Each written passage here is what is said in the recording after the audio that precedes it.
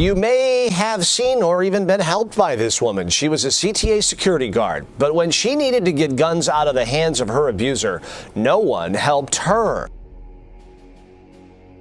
In a tragic incident that underscores the ongoing challenges in disarming domestic abusers, a Chicago mother was fatally shot by her ex-boyfriend after legal efforts to confiscate his firearms failed. Chyna Mitchell, a 33-year-old mother of three, was killed in January 2024 despite having secured an emergency order of protection against her abusive former partner, Louie Foster.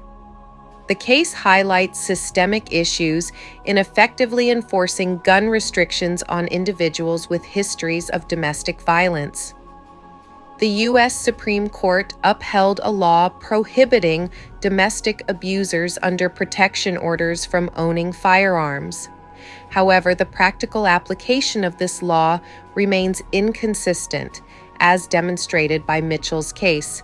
In October 2022, Mitchell sought legal protection from Foster, citing his violent behavior and threats. During the court proceedings, she also requested a seizure warrant to remove Foster's guns, pointing out his history of violence, suicidal tendencies, and potential threat to public safety.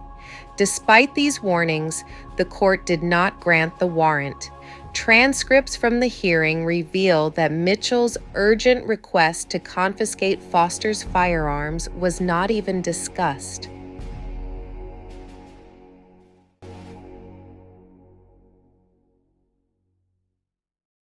Chyna Mitchell was gunned down in January. CBS 2 is always investigating, and our Marissa Perlman uncovered how so few guns are being taken away at one of the most critical points for victims of domestic violence. Olivia Foster's big brown eyes have seen a lot of darkness in her 4 years of life. Eyes the same as her mom's, Chyna Mitchell. And even in that darkness, she's become a bright light to her grandparents. She always with her. She looked just like her mama.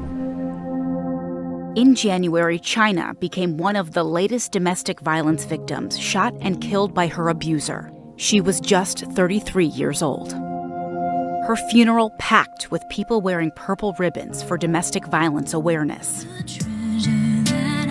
Chyna was a mom who loved her 3 children. Her friends called her the diva, always dressed up. Yeah, this was one of her favorites. Her mom can't seem to let go of it. Rough around and go bowling or something. Chyna was a helpful person. Like, she helped everybody. Pauline McQueen and Chyna were raised like sisters. I used to feel like, hold on.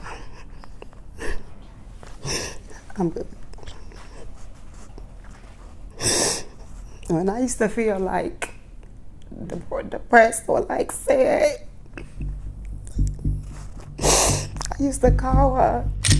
So many lives ripped apart by a gun, an ex-boyfriend, and a system that makes it hard to get guns out of the hands of abusers.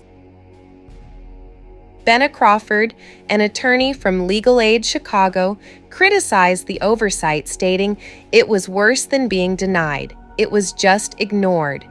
This failure proved fatal. On January 15th, Foster located Mitchell outside a pawn shop she frequented. According to police reports, when she attempted to escape inside, Foster pursued her into a bathroom and shot her twice, killing her. The incident has left Mitchell's family devastated. Her mother, Brenda Mitchell, recalled her daughter's fears, noting that Chyna had expressed concerns about her safety, believing Foster intended to kill her. Chyna's father, Frankie Mitchell, described the emotional impact, saying, "It seems like she never left, but it feels like she's not coming back either." The case also sheds light on broader issues within the legal system. Data from the clerk of the Circuit Court of Cook County shows that while nearly 112,000 emergency orders have been issued in the past decade, only 85 gun seizure warrants were granted. This discrepancy points to a significant gap in protective measures for domestic violence survivors. Chyna said, Mama, I think he gonna catch me. He gonna try to kill me. And why When her relationship turned violent, Chyna walked the same path as so many other survivors into a domestic violence courtroom to get an emergency order of protection. In October 2022, in this petition, Chyna wrote her ex-boyfriend Louie Foster beat her and threatened her, saying, "I'm going to break your neck, bitch." She says he strangled her until she was unconscious. Olivia was in her mother's arms during some of the attack. "I was bleeding on the baby," Chyna wrote. The judge gave her the protection order. It didn't help her. Nothing helped her. There's something else Chyna tried to get the judge to do. In this petition, she asked for a warrant so police could take away Foster's guns. Look at these boxes she checked. Warning, Foster has a history of violence, is suicidal, and a threat to the public. Did Chyna ever tell you she was scared of him? Yeah. She was scared in the sense like, oh, he can kill me. He might gonna kill me. So what did the judge do? Nothing involving guns. We wanted to know why and got this transcript. It is everything that was said in court that day.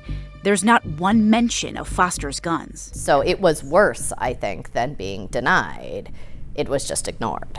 Benna Crawford from Legal Aid Chicago represents domestic violence survivors. We shared with her what else our investigation uncovered. This as a critical piece and for survivors that actually keep them safe. Take a look at this. It's data we obtained of emergency protection orders in Cook County. Each case represents a person in immediate danger. In the last 10 years alone, nearly 112,000 emergency orders were granted. We can't tell you how many people asked for guns to be taken because we found no one tracks that. But here's what we got from the Cook County Circuit Court Clerk's office. Only 85 gun seizure warrants were granted. Just 85. It's an inappropriately low number, but it isn't surprising to me. But what may be surprising, judges decide whether abusers can keep their guns while blind to their criminal histories. It's just not a position that we want judges to be in when they are making these life or death decisions. And get this, the system makes survivors bring proof of their abuser's violent criminal history to court, a responsibility Chyna likely didn't know she had. Foster was a felon who served time related to a gun charge and couldn't legally even own a gun. As it turned out to be true, without the issuance of that, removing his firearms, she was likely to be seriously harmed or killed. Police say it was here on January 15th where Chyna saw Foster with a gun. She liked going to this pawn shop to buy and sell jewelry. Chyna ran around the cabinet, around the place to the bathroom. He caught Chyna in the bathroom and shot her in the chest. And when she fell on the floor, he shot her again in the side of the head. Legal experts argue that judges often lack comprehensive information about an abuser's criminal history when deciding on gun seizure warrants. This lack of information leaves judges in a precarious position, making life or death decisions without the necessary context. Mitchell's tragic death has reignited calls for legislative reform. A bill known as Karina's Bill, named after another victim of domestic violence, aims to address these systemic issues by streamlining the process for removing firearms from abusers. However, the bill has remained stalled in the Illinois legislature for over a year. As Mitchell's family mourns her loss, they are also raising her 3 children and advocating for change to prevent similar tragedies. On what would have been Chyna's 34th birthday, her loved ones gathered to release purple balloons in her memory, a symbol of domestic violence awareness.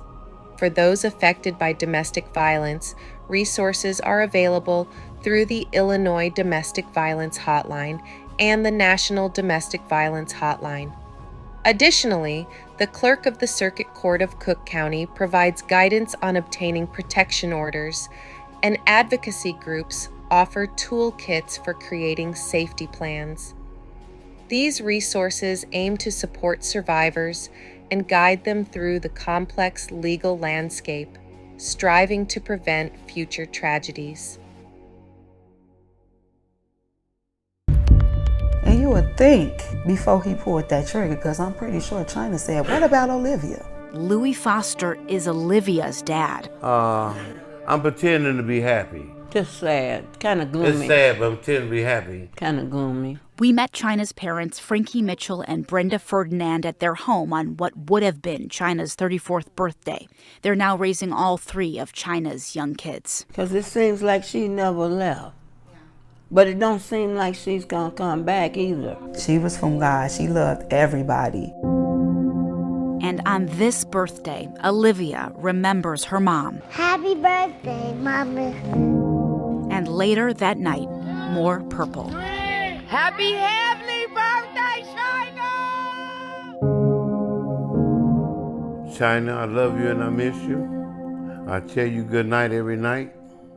And I tell you good morning every morning. And I think you're looking over me because I'm doing the best I can with your children. I love you and I'll see you later, just not yet. But please save a seat for me.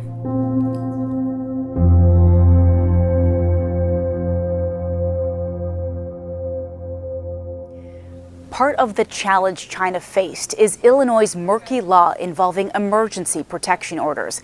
This is a really dangerous moment for victims, yet court sources say the law is unclear as to whether judges have the authority to take away guns at that point. Lawmakers have been sitting on a bill that could help fix this problem. It's called Karina's Bill. It's been stalled for more than a year in Springfield, named after a woman gunned down by an abuser. Chyna's accused abuser, Louie Foster, pleaded not guilty to charges of murder and being an armed habitual offender. In the newsroom, Marissa Perlman, CBS 2 News. Growing up in an environment marked by violence and the pervasive presence of firearms, I deeply resonate with the fear that Chyna Mitchell experienced. It is profoundly unjust that the courts overlooked her urgent cries for protection. An emergency order of protection, a mere piece of paper, offers little reassurance when the real issue, which is the abuser's need for help, remains unaddressed. Chyna Mitchell's tragic story serves as a powerful reminder of the urgent need for systemic reform. Her experience reflects the countless individuals who have encountered similar situations where legal protections and warnings fail to provide real safety. If you or someone you know is facing domestic violence, I strongly encourage you to seek help. Reach out to local authorities or call the National Domestic Violence Hotline at 1-800-799-7233. No one should have to live in fear or suffer from violence. Thank you for engaging with this vital issue. I invite you to like, subscribe, and share your thoughts in the comments below about domestic violence and gun control in America. Together, we can rise above the pain and suffering that so many endure. My name is Nancy Pusateri, and this has been Rising Up. I wish you a safe and peaceful evening.